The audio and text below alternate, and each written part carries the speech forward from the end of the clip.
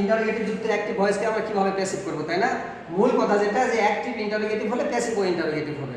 তো এখানে এটা যে ইন্টারোগেটিভ আমরা কিভাবে বুঝবো, যে দেখো শেষে কি আছে, কোশ্চেন মার্কস দেওয়া আছে, প্রশ্নবোধক চিহ্ন আছে, তাই না? তার মানে কি ইন্টারোগেটিভ। আচ্ছা, এখন এখানে আমরা একটা টেকনিক খেয়াল করব। কি খেয়াল করব?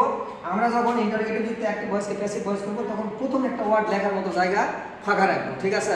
আচ্ছা, তাহলে আমাদের প্রথম কাজ কি, অবজেক্টকে সাবজেক্ট করলাম, বলের অবজেক্ট কি হয়, বলই হয়, তাই না? এখানে মনে করো জায়গা ফাঁকা ছিল, তারপরে নির্দিষ্ট টেন্স অনুসারে অক্সিলারি ভার্ব। এটা কোন টেন্স? Past tense. পাস্ট টেন্সের অক্সিলারি ভার্ব কি? ওয়াজ আর ওয়ার, তাই না? তাহলে বলের পরে ওয়াজ হয় না ওয়ার হয়? ওয়াজ হয়। তাহলে এই ওয়াজটা আমরা এখানে না লিখে সামনে লিখলাম, এই জন্য একটা ওয়ার্ড লেখার মতো জায়গা ফাঁকা রাখতে হবে। 3 নম্বর নিয়ম কি ছিল? PV1 এর PV3, এই যে প্লে প্লে PV3 কি? প্লেট, তাই না? তারপরে 4 নাম্বার কি ছিল? বাই, এই যে আমরা বাই বসাইছি। তারপরে লাস্ট নাম্বার যেটা 5 ছিল, যে সাবজেক্টের অবজেক্টিভ কেস, এখানে সাবজেক্টটা কি? হি, হির অবজেক্ট কি? হিম। এখানে যেহেতু অ্যাক্টিভ ইন্টারোগেটিভ প্যাসিভ ইন্টারোগেটিভ, এই জন্য ইন্টারোগেটিভ মানে কি? প্রশ্নবোধক চিহ্ন দিতে হবে, তাই না?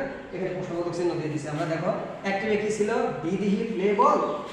প্যাসিভে কি হয়েছিল? ওয়াজ বল প্লেড বাই হিম, ঠিক আছে?